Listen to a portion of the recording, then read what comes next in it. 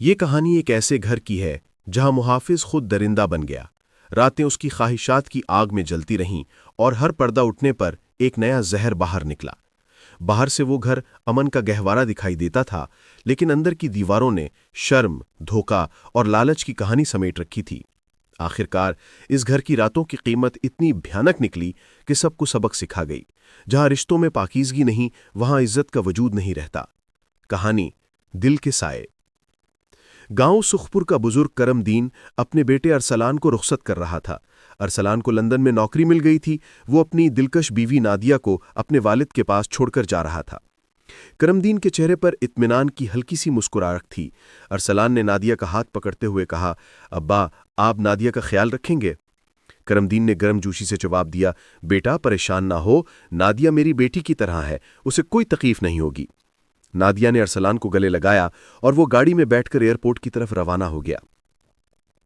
अगले दिन जब नादिया करमदीन को सुबह की चाय पेश कर रही थी, करमदीन ने कहा, बेटी जरा यहां बैठो, मुझसे बात करनी है।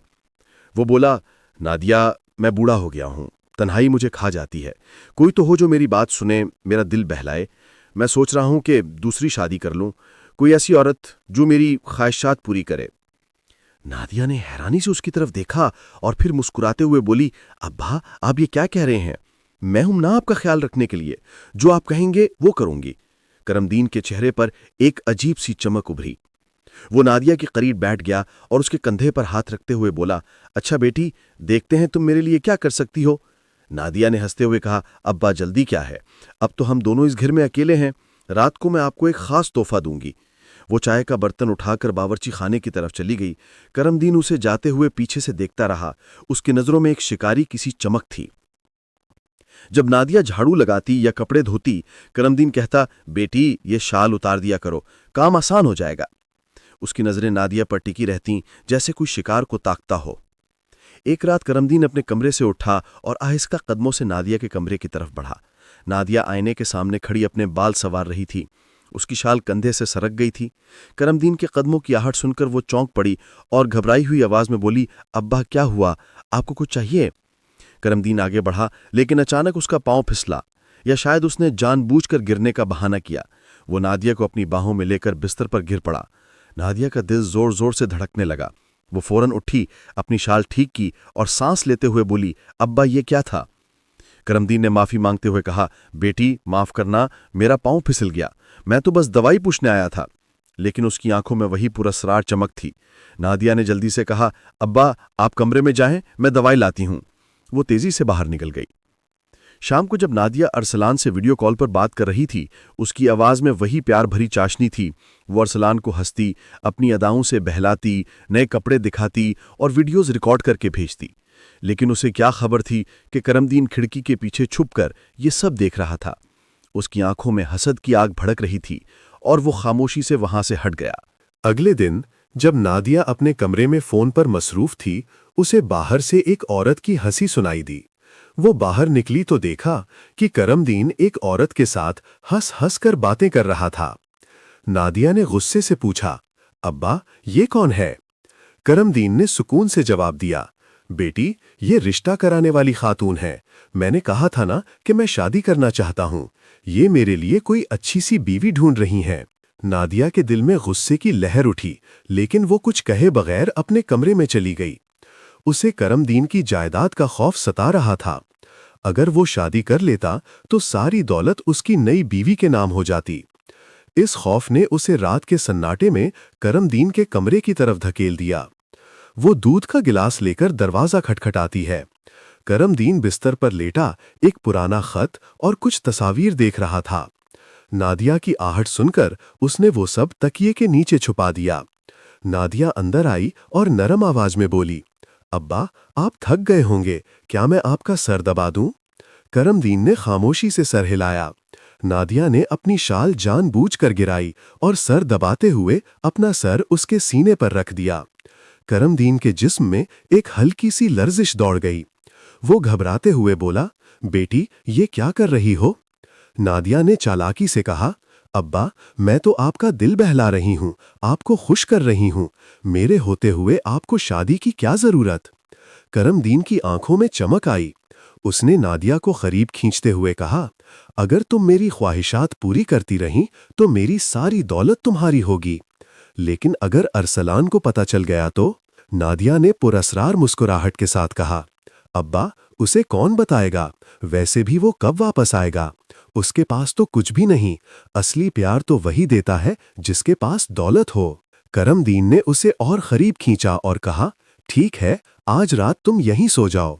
नादिया बिस्तर पर लेट गई, लेकिन उसके दिल में एक अजीब सी बेचैनी थी।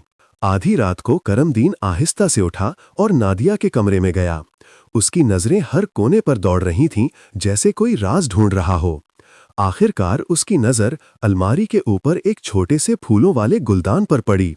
उसे उठाकर देखा और उसके चेहरे पर एक खौफनाक मुस्कुराहट फैल गई।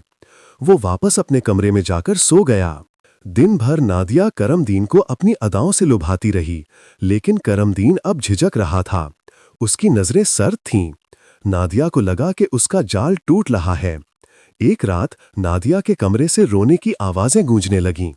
करमदीन भाग कर आया और पूछा, बेटी क्या हुआ? नादिया ने आंसुओं है भीगे चेहरे के साथ कहा, अब्बा, आपने मेरी जिंदगी बर्बाद कर दी।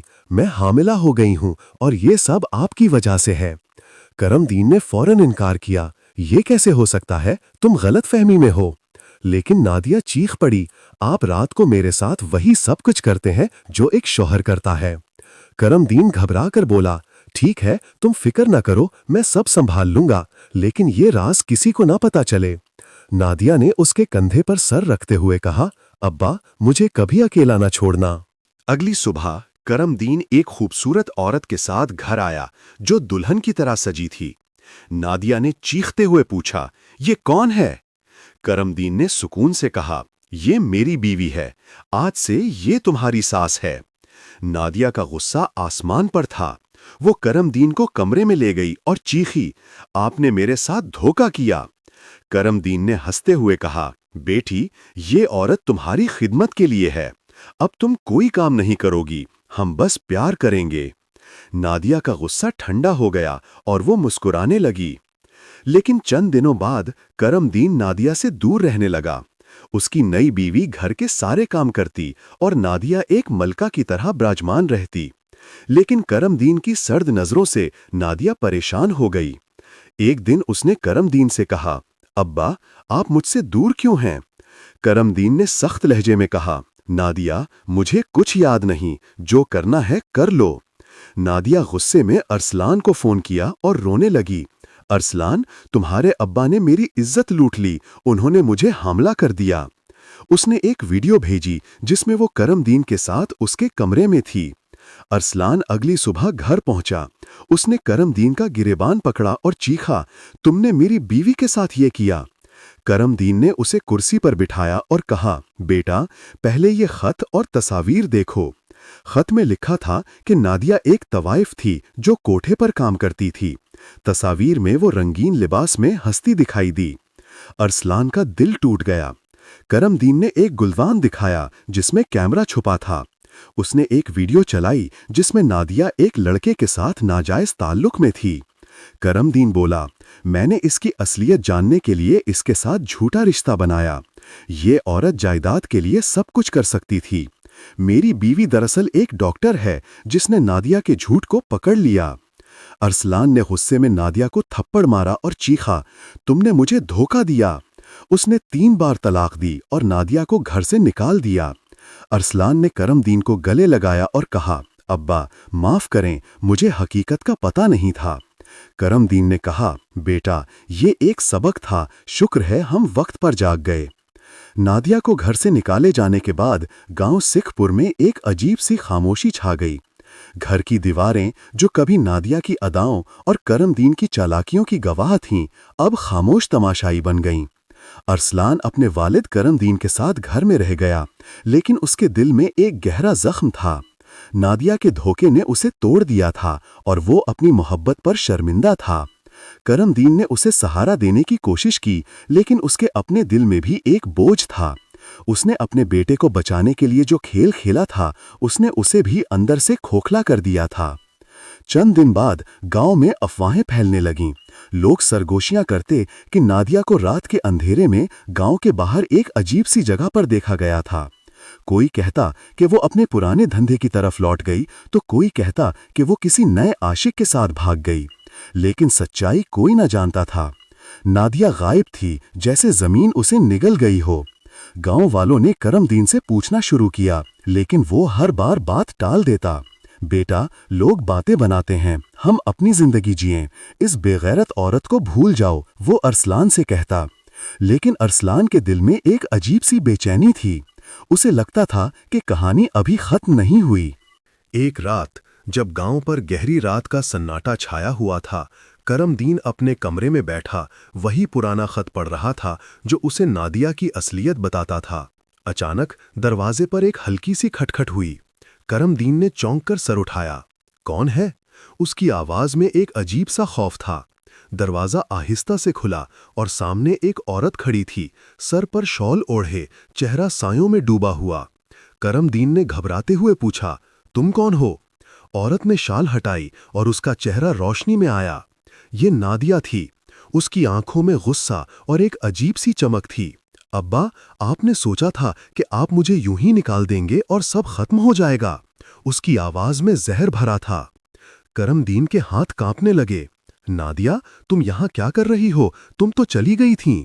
नादिया ने एक सर्द मुस्कुराहट के साथ कहा, अब्बा, मैं कहीं नहीं गई। मैं आपके घर के करीब ही थी, आपकी हर हरकत पर नजर रख रही थी।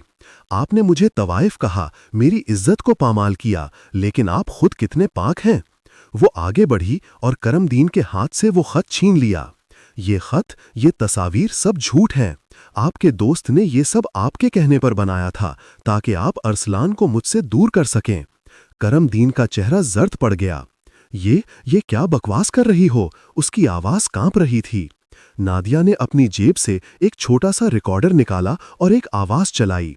ये करमदीन की आवाज थी जो अपने दोस्त से फोन पर बात कर रहा था। हाँ, वो तस्वीर बना दो, नादिया को तवाइफ साबित करना है, अरसलान को उससे दूर करना जरूरी है। करमदीन के पांव तले जमीन सरक गई। नादिया ने कहा, अब्बा, आपने मुझे बदनाम किया, लेकिन सच ये है कि मैं कभी कोठे पर नहीं गई। वो लड़का जो वीडियो में था वो मेरा कजन था, जो रात को मेरी बीमार माँ का पैगाम देने आया था। आपने उसे गलत रंग दिया। और वो हमल का ड्रामा, वो भी आपके खौफ से बनाया गया ताकि मैं आपकी जायदाद हथिया सकूं। लेकिन अब बस, मैं सब कुछ अरसलान को बता दूंगी। करमदीन ने घबराते हुए कहा, नादिया, ठहरो, हम बात कर सकते हैं। लेकिन नादिया ने दरवाजे की तरफ कदम बढ़ाया। अब बहुत देर हो चुकी है अब्बा, अब सच सामने आएगा। वो बाहर निकल गई। करमदीन अपनी जगह साकित खड़ा रहा, उसका दिल खौफ से धड़क रहा था। अगले दिन नादिया अरसलान के सामने खड़ी थी। उसने सारी हकीकत बयान की, रिकॉर्डर की आवाज सुनाई और वो खत दिखाया जो करमदीन ने झूठे इल्जामात के लिए बनवाया था। अरसलान की आंखें हैरत और गुस्से से भर गईं। वो अपने वालिद की तरफ मुड़ा और चीखा, अब्बा, ये क्या किया आपने? आपने मेरी जिंदगी तबाह कर दी। करमदीन ने सर झुका लिया, उसकी जबान खामोश थी। अरसलान ने नादिया का हाथ पकड़ा और कहा, नादिया, मुझे माफ कर दो, मैंने तुम पर शक किया। नादिया की आंखों में आंसू थे, लेकिन वो मुस्कुराई। अरसलान, मैं तुमसे प्यार करती हूं, बस अब हम साथ हैं। अरसलान ने करमदीन से कहा, अब्बा, आपने जो किया वो नाकाबिले माफी है, लेकिन आप मेरे वालिद हैं, इसलिए मैं आपको सजा नहीं दूंगा। लेकिन अब ये घर हमारा है, आप यहां से चले जाएं। करमदीन ने सर झुकाए घर से निकल गया। गांव वालों ने देखा कि वो एक बूढ़ा आदमी तन्हा सड़क पर चलता जा रहा था। उसकी आंखों में पछतावा और शर्मिंदगी थी। नादिया और अरसलान ने नई जिंदगी शुरू की। उन्होंने घर को मोहब्बत और ईमानदारी से भर दिया। गांव वालों ने उनकी कहानी को इबरत के तौर पर याद रखा। ये कहानी सिखाती है कि धोखा और लालच कभी मुस्तकिल जीत नहीं देते। सच्चाई और मोहब्बत हमेशा अपनी जगह बनाती हैं, चाहे कितना ही वक्त